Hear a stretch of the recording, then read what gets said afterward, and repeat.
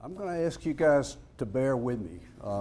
As Chris and Mark know, when I agreed to do this, I didn't realize how much pent-up emotion I had as a result of the journey that I've sort of been on, particularly for the last 7 years.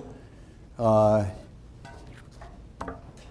guess the best way to start is to acknowledge that basically I lost everything, or at least I lost everything material that I had built up in my life.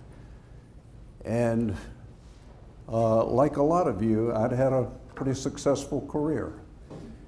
And about 7 years ago, in 2011, as we were beginning to come out of the recession, I was hit with a series of events in my life that, as I said, basically cost me everything.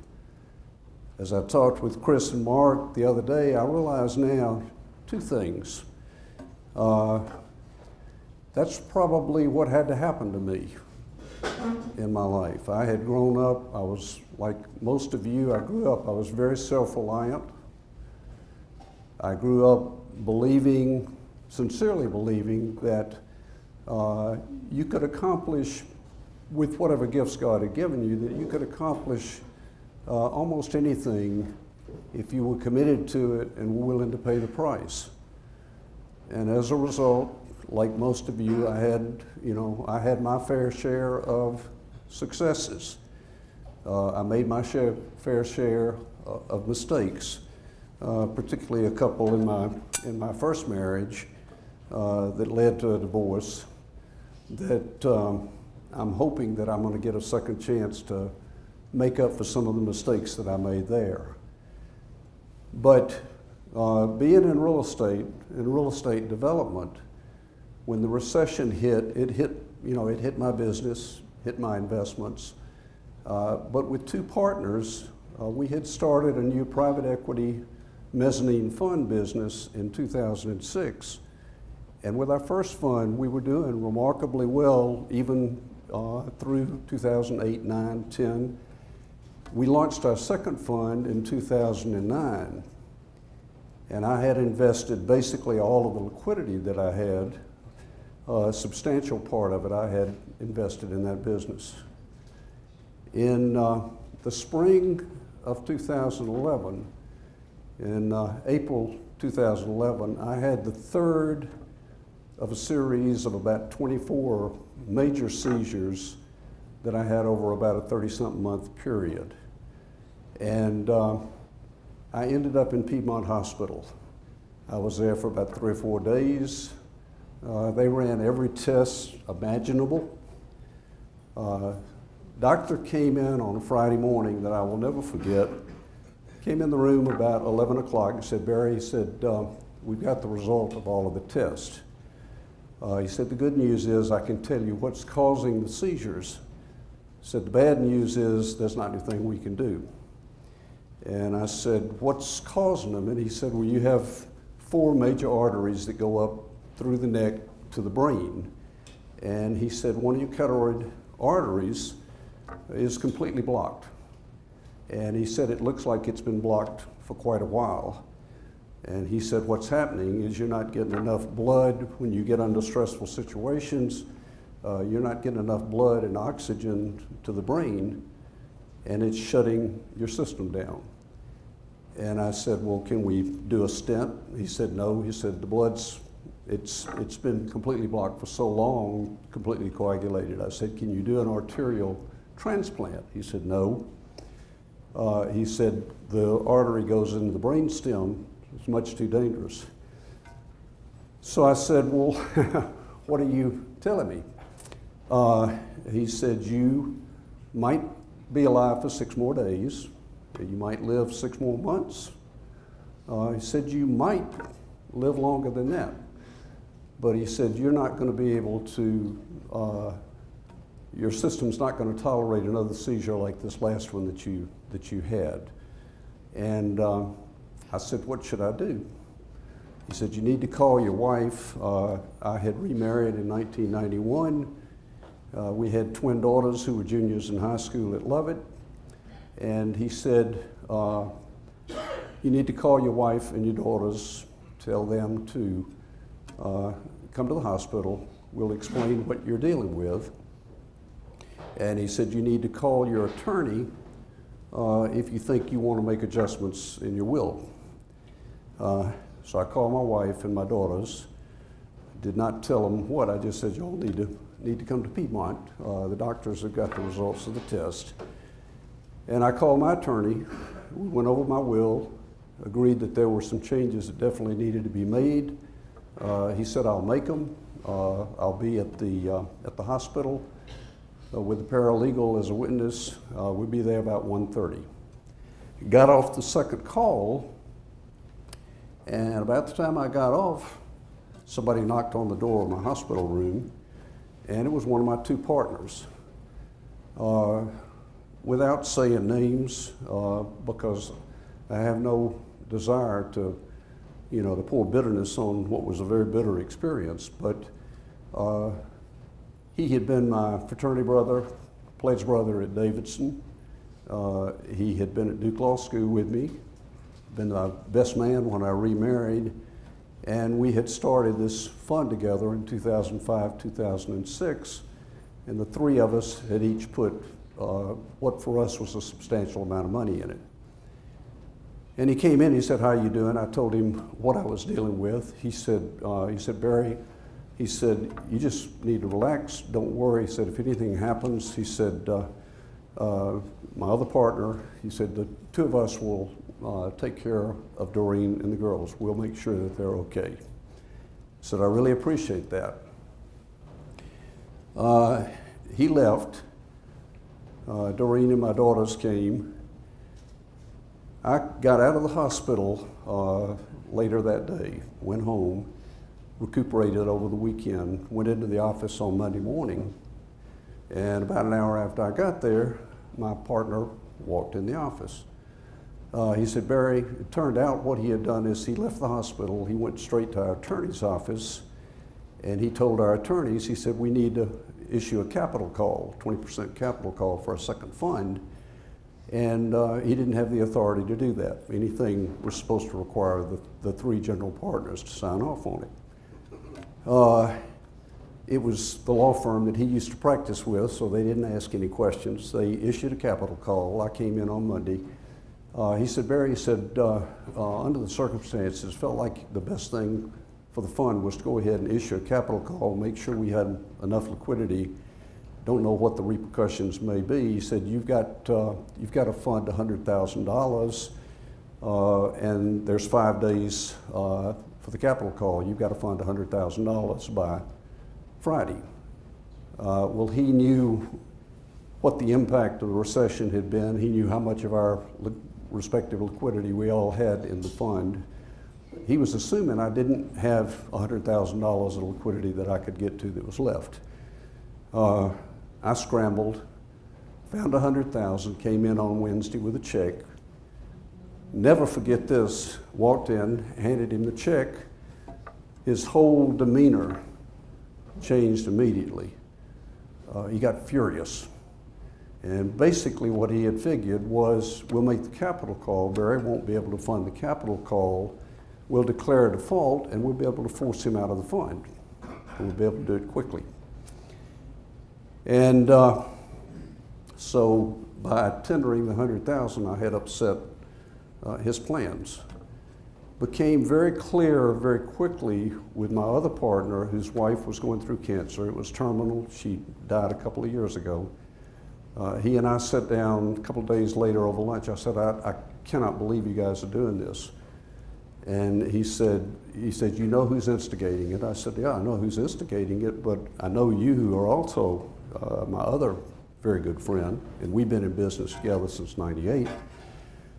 I said, why are you going along with it? He said, because if I don't, he said, I need everything I've got for my wife's cancer treatments, and he said, he'll do the same thing to me he's doing to you.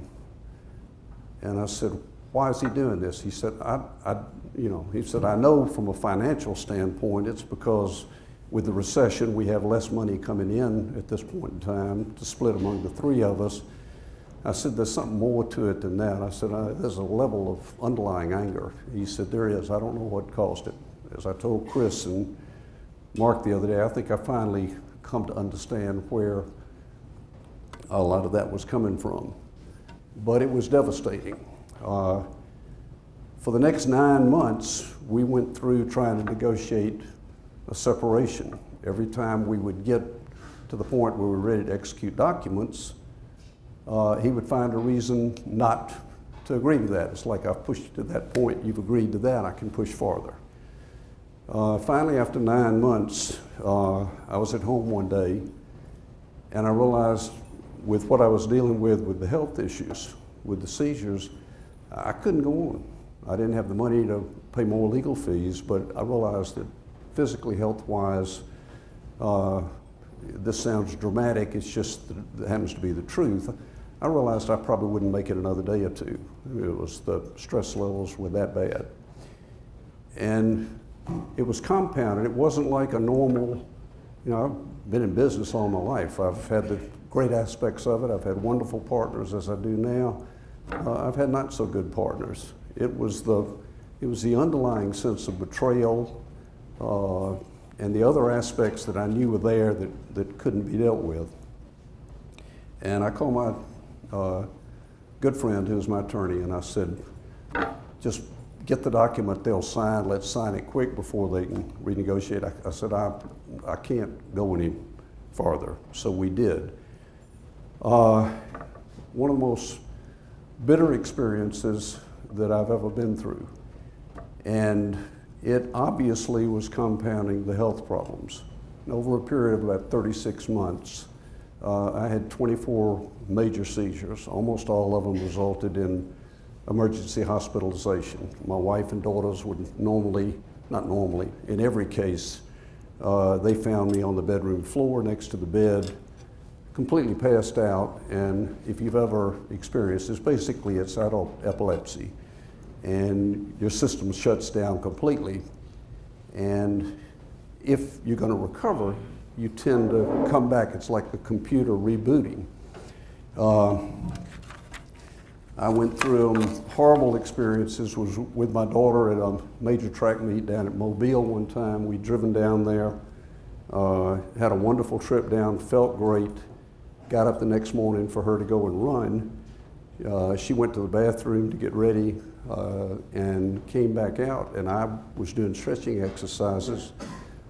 She found me completely passed out. The next thing I knew, I woke up in the hospital in Mobile, and she had to deal with that by herself.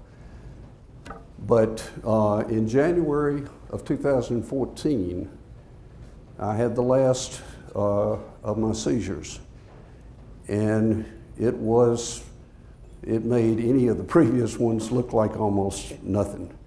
I woke up, the fire department was there, the EMS people were there, etc. I was just coming out of it, and in the past they would sit me up, and I'd begin to recover, and it would take however long it happened to take. It could be a matter of hours or a matter of a couple of days. They were trying to sit me up. I said, don't move me.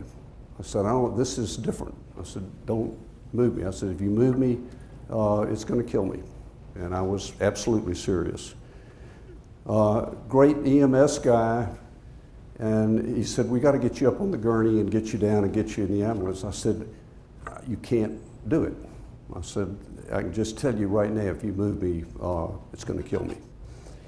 And this guy just picked me up physically. We're upstairs bedroom, picks me up, carries me down in his arms, puts me into the ambulance. They used the defibrillators on me. They told me later about 3 or 4 times in the bedroom before he carried me down. I remember about 8 times in the ambulance going into Piedmont, getting hit with the defibrillators. During that time, during that 30 months or so, I'd started out with the cardiologist at Piedmont. They diagnosed, nothing worked. I convinced them that their diagnosis was wrong. they said, you know, you're right, this is neurological. We don't think it's caused by the artery. I said, I don't think it's caused by the artery. So they sent me to a very fine neurologist at St. Joe. He said, I'm going to put you on this medication. When you stabilize, you're never going to have another seizure. Put me on the medication. I stabilized. The seizures got worse and worse and worse. I went to him and I said, I'm telling you, you're not diagnosing this correctly. He said, Barry, you know, you're right. He said, I don't know what's causing these. He said, they're getting worse. They're coming more often. They've gotten where they were coming every 4 to 6 weeks. He said, I'm going to send you to the neurology department at Emory, which is one of the top research centers for neurological problems. Went there. They diagnosed it, started treating it, said they were absolutely sure they knew what the problem was. They were going to be able to correct it. It got worse and worse and worse. So I had this seizure in January of 14. On the way in the ambulance, the EMS guy calls the cardiologist on duty, who happened to be on duty in the emergency room at Piedmont, and he looks on my chart on the computer. At the very top of the chart in big bold letters, it says Mr. Branch has a left bundle branch blockage. If you guys know what that means, it means you have scar tissue on the left-hand side of your heart. I had it from a viral infection when I was in law school. And he made the connection immediately. He looked at the chart while I'm coming in, told the EMS guy, he said, don't check him in, bring him straight down the hall. We're going straight into the operating room. We're going to do immediate surgery. My wife called. I'm on the gurney going back for the surgery. She's telling the doctor not to do anything until she gets there. I took the phone away from her, said, Doreen, I'm convinced he knows what he's doing. I don't know what he's going to do, but I'm convinced he knows what he's doing. And some reason, that's exactly the feeling I had. It was like, for the first time, somebody's getting ready to do the right thing. And I absolutely knew it beyond any doubt. Takes me in, as I'm coming out of the anesthesia, probably about 4 hours or so later, he comes in the recovery room. He said, Barry, he said, this has been on your chart the whole 3.5 years. He said, I can't believe that it's been missed. He said, that's what the problem. He said, I'm convinced. He said, your heart couldn't communicate with the brain. And when your heart, what was happening is that when you were going into your deepest sleep, it was telling the brain that the heart rate was depressing, et cetera. And it was telling the brain to shut you down completely. So basically, the miscommunication between the heart and the brain was saying, shut him down. He did a pacemaker insert. He said, I don't think you'll ever have, he said, this bypasses the scar tissue. I don't think you'll ever have another seizure. Never had another seizure. Was an absolute, first of all, the fact that I survived clearly was a miracle. But that was on top of and simultaneous with what I was going through with trying to deal with the impact of the recession on my family and what I had done to try to build up savings and investments, what had happened with my partners, and then that. And as I've shared with several people, I was very fortunate that the summer of 2012, right after we had signed the separation documents, a good friend of mine who a lot of you knew really well, Skip Beebe, had died, and he had held the Ledbetter Professor endowed professorship at Georgia Tech in real estate finance and development. And A.J. Land and Joel Cowan got in touch with me and said, you ought to stand for that position. And I did, and was very fortunate I was selected. I've been at Tech now 6 years teaching real estate finance and development. It's been a great bridge in my career, but my income dropped to maybe 15% of what it had been in 2000, even through the recession, 2008, 9, 10, before the separation from my partners. And I was very, very fortunate. My younger brother and I who had done a project together back in the 1970s. He was one of the people who put together the Lake Point sporting community up I-75 in Bartow County, Cartersville. And we were up there one day. I had nothing in the world to do with that, but we were up one day and we were driving up I-75, and he and I had been talking about, after what we'd gone through the recession, we'd both been in our careers in real estate for all of our careers. We'd seen so many great projects of all types. We'd seen so many great projects that had gone under for no reason than they were over-leveraged and they couldn't survive the recessions, the downturns in the markets. When they hit a bump in the road, they were lost. And a huge part of my career had been recapitalizing companies that had hit the downturns. That's probably one of the biggest parts of my career. And we said, you know, both of us, family, where my dad was 96 when he died, my mom was 104. I'm getting ready to turn 78, so I figured I got a lot of years, and I've got two daughters who are seniors in college. I got a lot of years and a lot of expenses to still get through. Started looking in terms of, you know, what would we like to do in this next cycle? And we said, both of us said simultaneously, whatever I do, I'm not going to do anything that involves any real leverage, any real bank debt, and I am not going to sign a guarantee.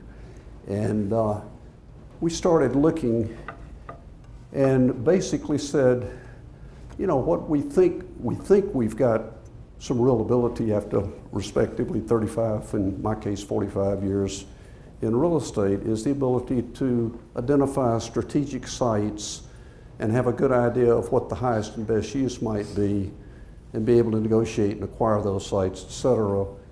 We're going to do a boutique business, and we're going to target identifying strategic commercial sites that we can get under contract and under control, do all the pre-planning, the master planning, the branding, the entitlements, the incentives, et cetera. And we're going to see if we can finance them on a 100% equity basis for the acquisition and the horizontal development. Very, very, very fortunate.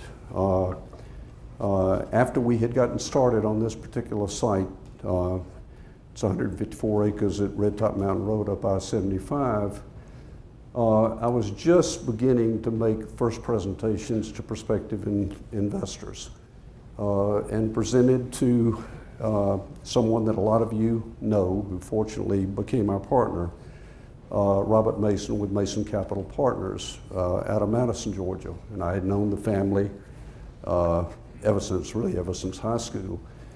But presented to Robert and what he was doing for the family with their family office and their initiatives in investment in real estate, he got very excited about it.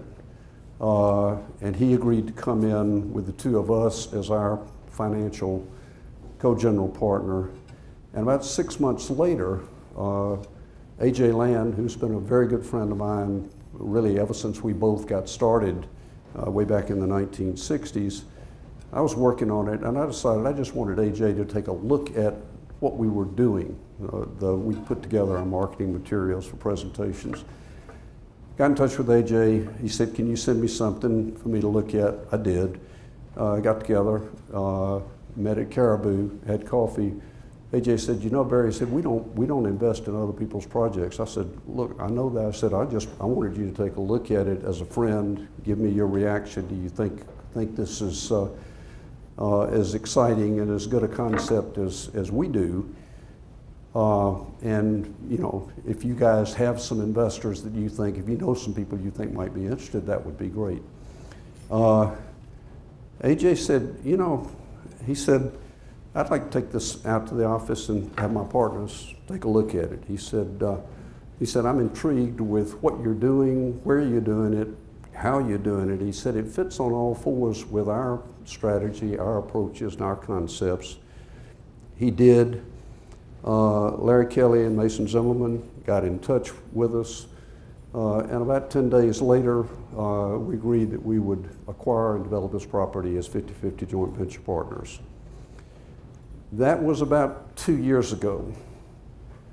We subsequently, in going from that point to finally getting it closed about 6 weeks ago, we encountered literally every problem you can conceive of.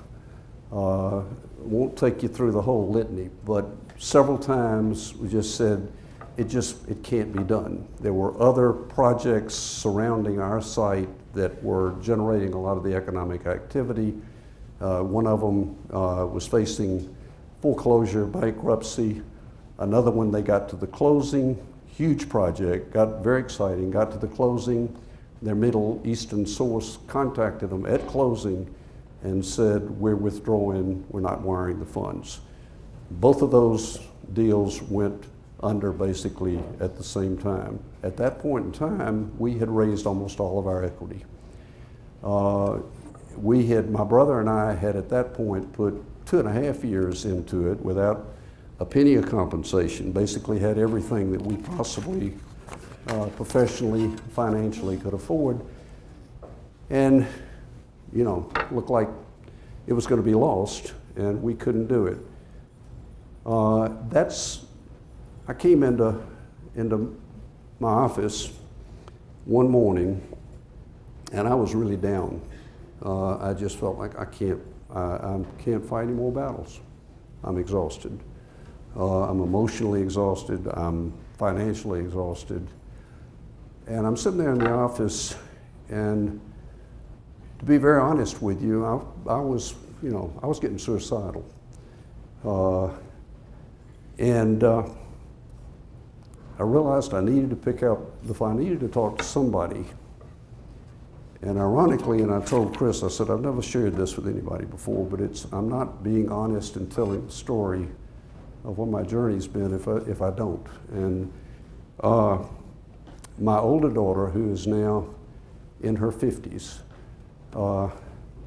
committed suicide when she was 15. And when I say committed suicide, I really mean it. We were down having breakfast. She was a sophomore at Westminster.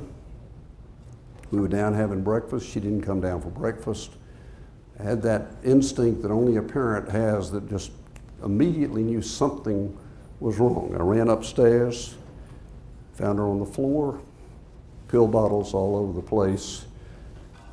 She had taken every pill that she could get hold of in our house, and she was gone. And without hesitating, I realized that my wife said, call 911. I said, we don't have time to call 911. And I picked her up, carried her down, put her in my car, drove straight to Piedmont, picked her up, carried her into Piedmont, to the emergency room. They checked her over very quickly. They said, Mr. Branch, they said, we're not going to be able to revive her. Excuse me. They said, we're going to pump her with a charcoal solution that will basically help to get all of the residual medicines, drugs out of her system. But he said even if she survives, which we don't think is possible, she'll be in a vegetative state the rest of her life. And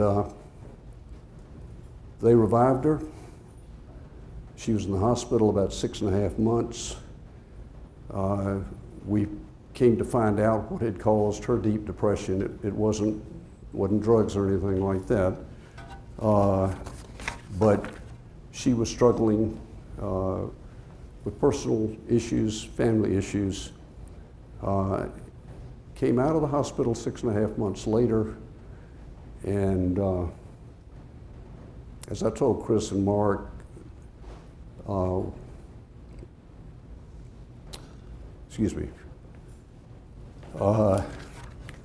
courage, the strength that she has shown and what she's done with her life is just amazing. She's a tenured professor now up in Pennsylvania. But after I remarried, I didn't do a good job of putting my two families together. And so I had not talked with her or seen her a lot in about 4 or 5 years. I realized that was the person that I needed to called. Picked up the phone, called her.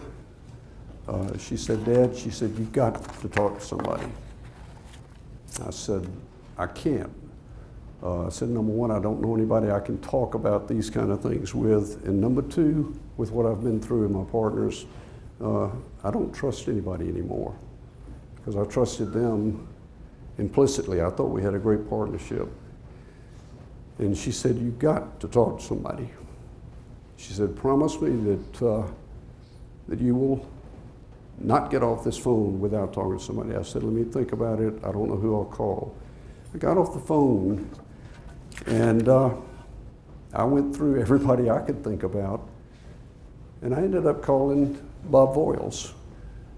And Bob and I, there's an age difference. He's a kid to me. But I knew Bob. I knew him personally. I knew him professionally, but not well. We had never done anything, particularly together. We both had places up at Lake Raven. But what I knew about him, I really admired. And I knew that he was truly a Christian.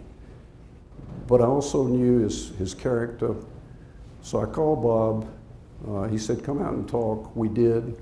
We talked. We prayed. He invited me to come to the leadership prayer breakfasts, which I did. Came that first week. I met Chris. Chris and I went and talked. I shared with Chris what I had been going through. That I didn't want to give up.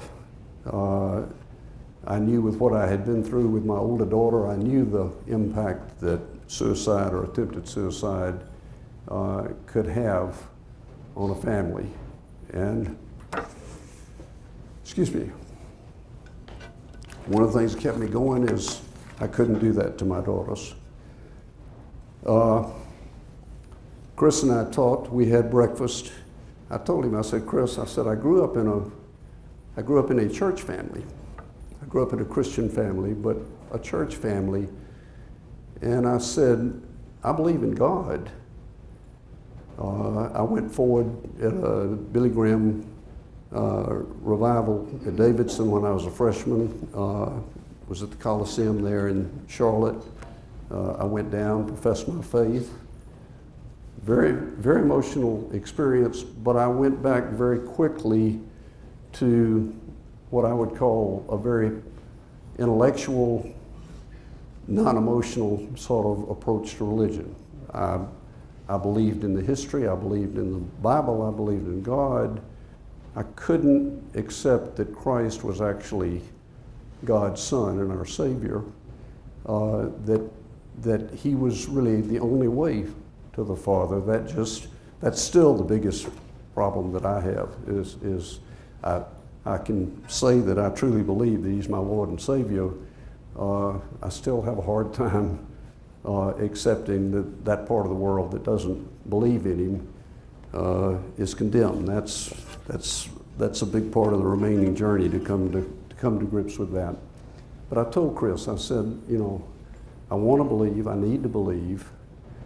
And Chris gave me this little book that a lot of y'all may have read. If you haven't, I'm going to tell you, if you were raised like I was, you went to school like Westminster that was very Christian, you went to a college like Davidson, very much like Wheaton.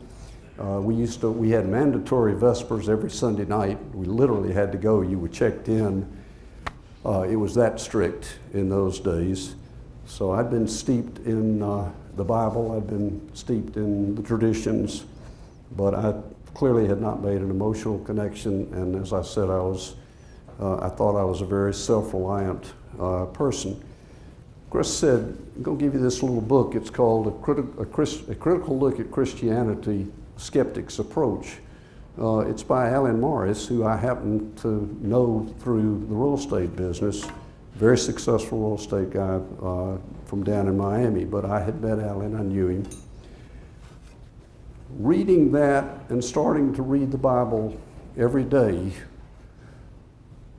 and coming to grips with what I was dealing with health-wise, with the the impact of the very painful separation from my partners, and with the new venture that we were pursuing, the fact that we just seemed to be hitting a hurdle every few days that, you'd look at it and you just say, you can't solve that problem. We've got to put the pencil down.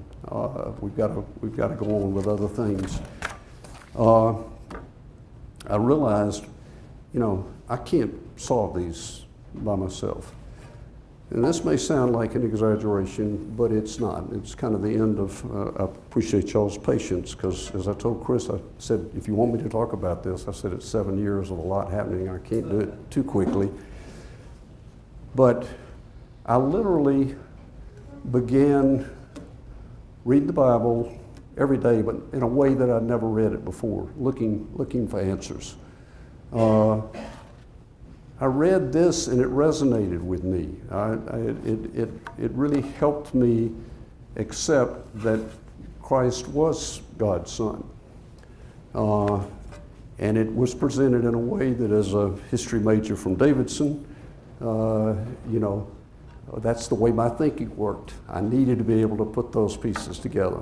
I needed to make the connection with the real person who was here, and to be able to believe the historical narrative. But that doesn't do it for any of us. I realized I needed to be humble, but I realized I've got to turn loose. I can't solve these problems. I can't help my partners solve these problems. And we had the most incredible partners you could ever have. But I started turning loose, and I found two things that really helped me personally. First one I hit was in Matthew chapter 6, in which Jesus is talking to his disciples, and he tells them, he says, do not worry, for who by worrying can add an hour to their life? Don't worry about what you'll eat or drink or wear, but first seek his kingdom and his righteousness, and all these things will follow. And that began to resonate with me, and I began to realize, wait a minute, I'm putting what I'm worried about ahead of a closer relationship with God and an acceptance of Christ. Against that, I'm reading through some of the books that I hadn't paid that much attention to before, and I came to what has become my personal prayer that I probably turn to. Candidly, I probably turn to it at least 3 times, maybe more every day. And it's not written as a prayer. It's in Paul's letter to the Philippians. It's chapter 4, verses 5 through 9. And he said, in effect, rejoice in the Lord always. The Lord is near. Do not be anxious about anything. And that really resonated with me about don't be anxious about anything, because I was anxious about everything. It says, do not worry about, do not be anxious about anything, but in everything, by prayer and petition, with thanksgiving, present your requests to God, and the peace of God, which transcends all understanding, will guard your hearts and your minds in Christ Jesus. And I can't tell you exactly why, but when I read that, and every time I read it or I recite it to myself, when I hit the phrase, and the peace of God, which transcends all understanding, will guard your hearts and your minds, that, for me, just releases the tension. The amazing thing, and I think my brother and my partners would say this. I don't know what was going on in their lives. As I said, I'm very fortunate in the partners and the relationships I have right now. But I can tell you honestly, when I started doing that, I started seeing an answer to every one of the problems that we were confronting. My wife was telling me to give up. She said, you've got to go do something else. We got to get more income. My daughters were looking at me like I was absolutely nuts. We'd been working at this thing for 3.5 years. I didn't even talk about it anymore. But began to see solutions and was completely at peace that we could achieve those solutions. And I'll kind of close with this just to share with you, but this is not an exaggeration. We went back after the two projects that were adjacent to us both went under simultaneously, basically. And we said, even though we've got all of the equity, not all of it, but we were probably at 80% of the equity teed up, people with million dollar plus commitments. And we had to let all that go and go back to the drawing board.